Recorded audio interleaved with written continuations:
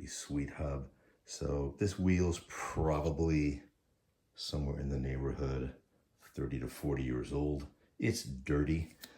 If I were doing a proper job in terms of restoring this, I would definitely clean it first. But that's not what I'm doing here. And this will also be a practical application as to why. So this knob here opens the calipers. And if you look here right now, I've got my adjusters in. These are adapters for my through axles. If you don't know what a through axle is, I will talk about that, but not in this video. Through, by the way, is spelled T-H-R-U. I think it's just an industry term. Here's, again, my wrench. And the way this works is I'm just going to leave this quick release skewer in. I'm going to have to probably unscrew it a bit. And you can see already the dirt falling off here. So it is a mess. But it's going to work for what I want to do right now, which is true. Notice it's a rear wheel, so the rear cassette is not on here right now. It's missing. Super dirty back here.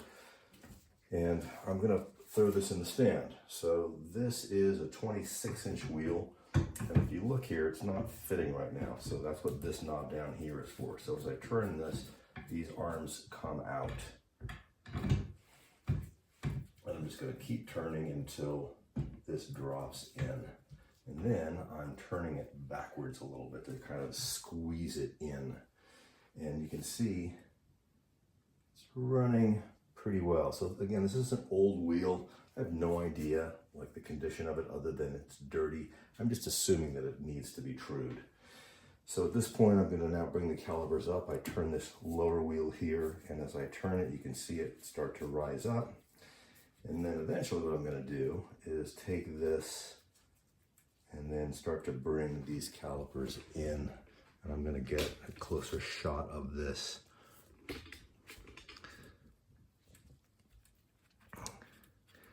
And I want this to kind of hit in the middle. So I'm turning this lower knob to bring this caliper down. These are plastic, by the way. These are replaceable. So for some reason yours break off, I think Park Tool will probably give you a free replacement, but if not, they're cheap. And I'm looking at this wheel. Gosh, it's pretty nice, but there is a little bit. So what's gonna happen is I'm gonna keep turning this wheel till it makes contact. I want to show you something on this side. So right now, it's running pretty close on both sides. Once in a while, you will see, just because of the length of this side versus this side, that it's not going to sit like perfectly right in the center of your truing stand. Don't stress about that. So you're basically doing one side at a time anyhow. But for the moment, I'm gonna just again remind you, I think I showed you in another video when I was doing it from the rim. Yeah, I know I did. The way that wheels are actually built. So all these spokes, these are all pulling on the hub. And the more that these are tightened, depending on what side the spoke is on, the more it pulls the rim one way or another. So obviously you want to balance, that's the ideal. But if you take a careful look, let me try this side. Yeah, so you'll see, like, see how they're tilted differently? And if you look, this one is actually closer to this side, and this one is closer to the other side. So they alternate. Again, this one is closer to the left, this one is closer to the right. And so how much tension they have determines the trueness or the straightness of the wheel. So what I'm going to do now is get in there and true it up.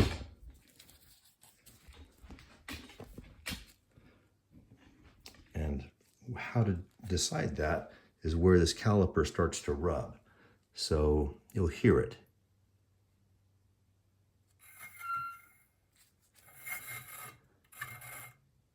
So here it's kind of missing a little bit.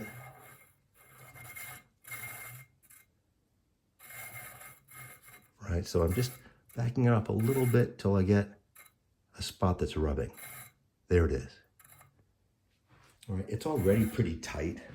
And on this side again too, it's pretty tight. And one of the things that you might notice is this side on this side is actually not even touching. So that's what I was talking about, the trying to center it perfectly is not necessary. So for this side, you can actually just pull it away.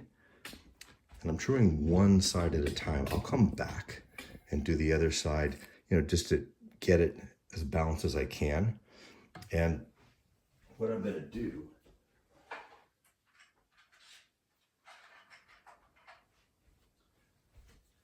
is take my favorite kind of pencil, which would be the Ticonderoga Black.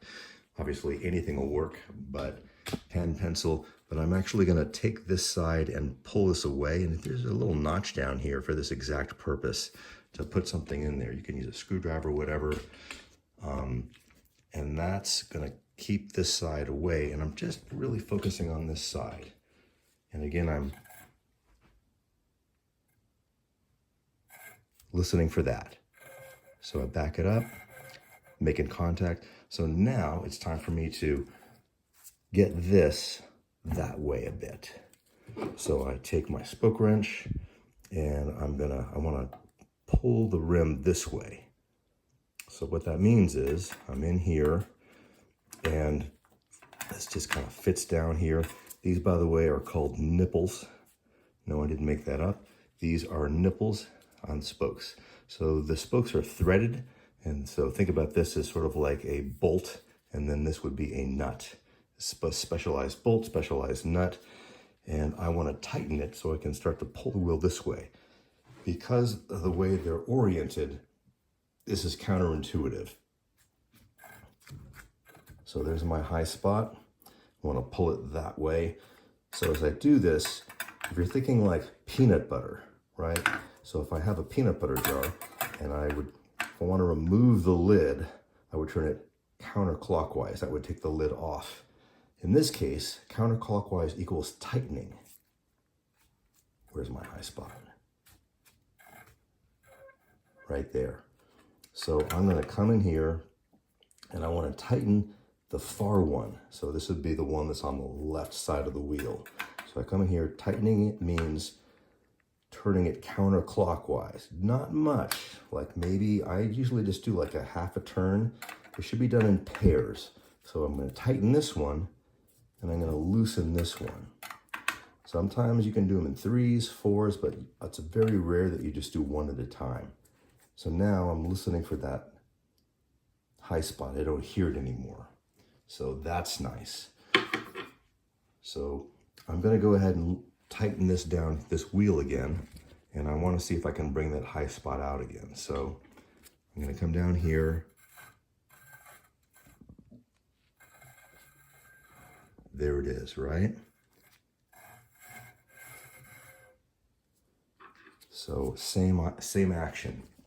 So I'm going to come over here and find that nipple. I'm going to tighten it, which means turning it counterclockwise. And this one here is loosening it, which means clockwise. And better, but not good, right? And it feels like it's a pretty large area, so I'm probably going to do more than one pair.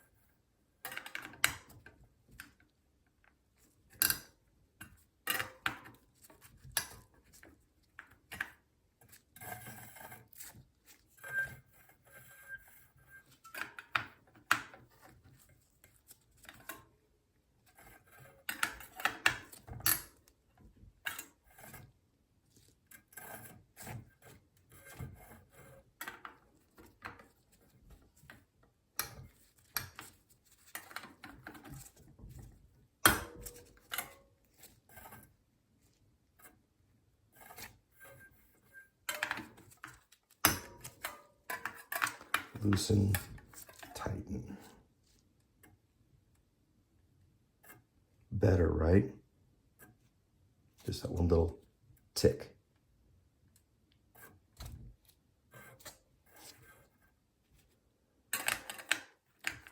Loosen, tighten. So that's pretty good. That's pretty good. So now I'm gonna just squeeze the spokes, go around and squeeze the spokes in pairs. I'll come up here so you can see what I'm doing. This is just to unwind the spokes. So there may be tension on here from when I'm turning this, that sometimes they get a little bound up inside the nipples, and there's some pressure sometimes up here in the crosses. So what I'm doing is just squeezing them pair by pair as I go around, kind of paying attention to the valve stem. And sometimes when you do this, it changes the shape of the wheel because there was tension in there. I'm not feeling anything. I'm happy with this side. So now I'm going to jump to the other side and just turn this whole wheel a little bit so you can see better. All right, so same action on this side. I'm going to take this wheel and I'm going to turn it so this opens a bit and take out the mighty Ticonderoga Black. Look at that black eraser. Who would not love this pencil? Anyway, this goes in here. Again, I'm just holding this side of the caliper away. And now I'm going to do the same thing that I did on the other side, right? So I'm going to slowly turn this as the wheel spins, just looking for that high spot. Hopefully, I'm not going to get much, but I'm expecting to get at least something. That's pretty good, right?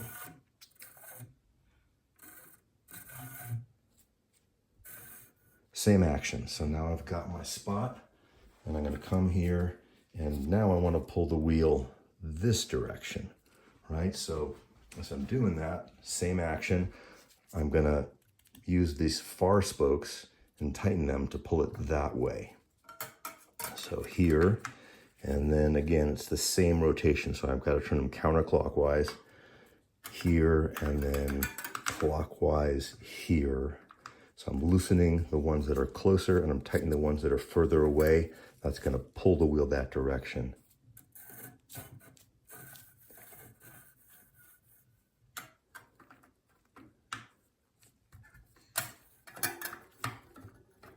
Again, in pairs.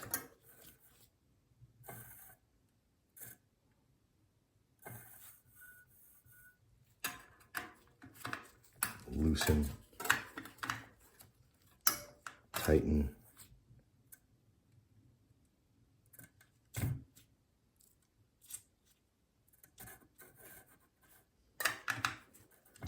tighten, loosen,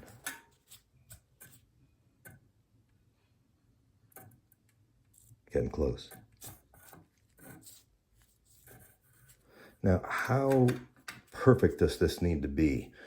So right now we're talking about almost down to the millimeter. To be honest, it doesn't have to be perfect. If you have OCD like I do, then yeah, you're gonna want it really tight. Honestly, it's more important to do this with a rim brake than it is with a disc brake. So your wheel, it can be not super tight, not super true, if you're running disc brakes, as long as your rotors are good.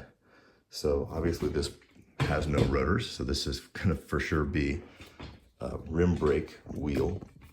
By the way, if there's anybody out there who has a front XTR hub with a wheel attached, I'm looking for it. I'm gonna eventually convert my Fisher Hikuiku into XTR or at least XT.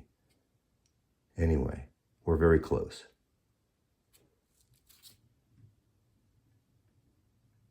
And I'm going to say we're close enough.